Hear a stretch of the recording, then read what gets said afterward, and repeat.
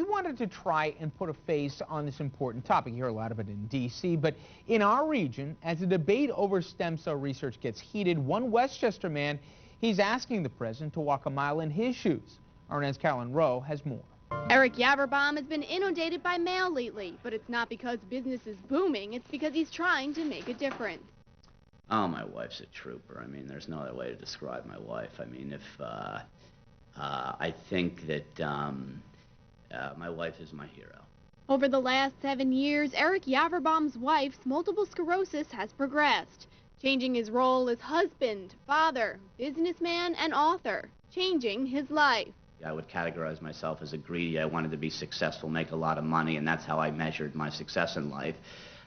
To a guy who looks in the mirror at a different person today, that's not what it's all about. I mean, money cannot, the old expression, money can't buy you love, well, can't buy you health. He says he's learned a lot from his childhood sweetheart, best friend, and mother of his children. She gets up every morning, and struggles through her day, which she wouldn't even use the word struggles, is just, it's the one thing that I didn't know about her. He's excited by the promises of stem cell research, but is concerned that politics may get in the way. It's a 24/7, 8-year running day. It doesn't end. And I have a shot that my wife could have a better life, and some guy who's never been through this is sitting in the White House saying, no.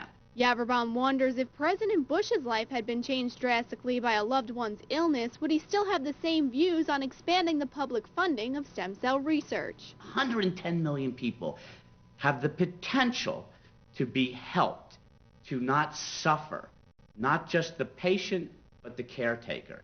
We have a president right now who has promised to veto this bill if it ever gets to him. So Yaverbaum is asking the president to walk a mile in his shoes, and the shoes of all those with Parkinson's, Alzheimer's, and other diseases that stem cell research could potentially cure. A eye condition called retinitis.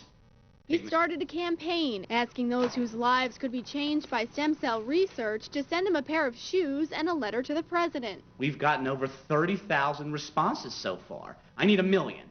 I want 1 million people to send me their shoes. And you know I want them to send me their shoes? Because we can't go to Washington. Yaverbaum says he can't host a 1 million caretaker walk in Washington because caretakers have to be at home when they aren't working. But he hopes to send a message to the president through the shoes and letters by delivering them to the White House by the truckload if he has to at the time of his choosing. Yaverbaum says it may be too late for stem cell research to help his wife.